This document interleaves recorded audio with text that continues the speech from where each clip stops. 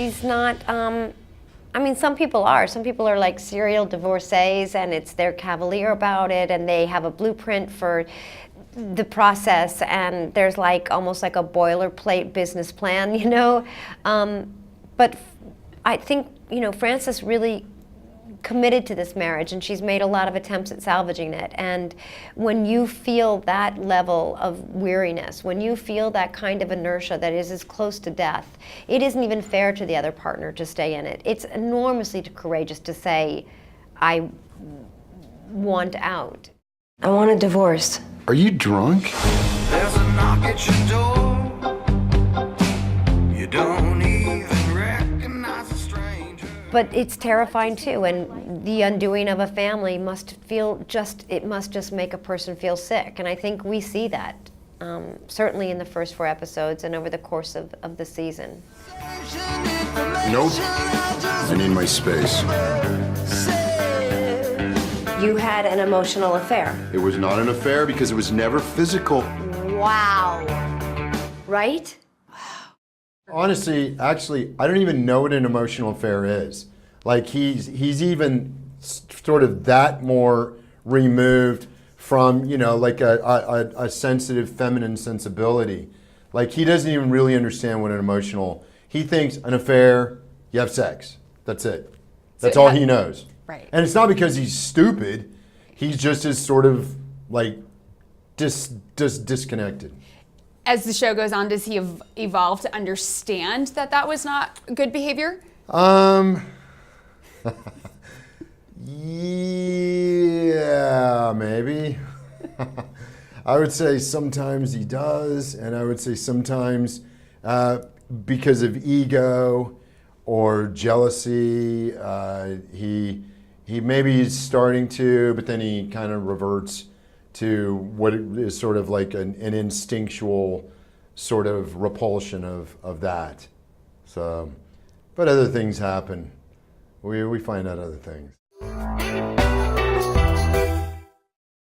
I knew it was important if we were in a half-hour time slot, and obviously important to HBO, that there be some humor and levity, but I kind of always remembered, you know, and I use this as a point of reference more than anything in terms of tone. You know, I know Sex and the City was funny, but it was the painful parts of Carrie's journey, I think, and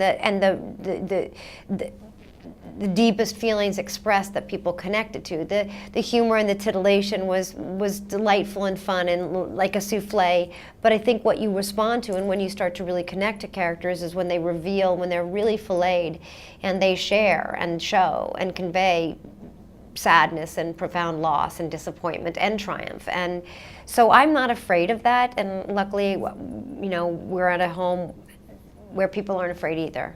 When did it start to go off the tracks in your mind? Well, perhaps when you grew the mustache? It's possible people will have strong feelings about her, but I suspect that they will change and that they will feel the same way about both husband and wife, that there's a lot to admire and there's a lot that's painful to watch. And when a smart person makes bad choices, it's surprising, but it's the truth. And I think when somebody isn't practiced at divorce, it is a really terrifying and it's sort of territory that feels so foreign, and that I think people behave in ways that they don't feel proud of. But I think it's what I like.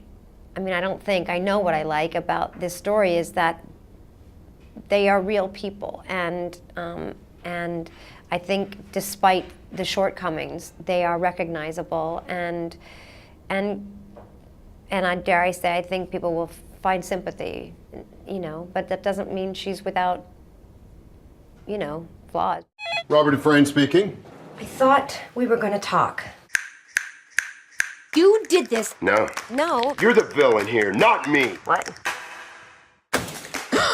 Oh, it's ringing. How's every little thing with you today? why are you being a complete fucking asshole about this? Oh, hello. It's a bad connection.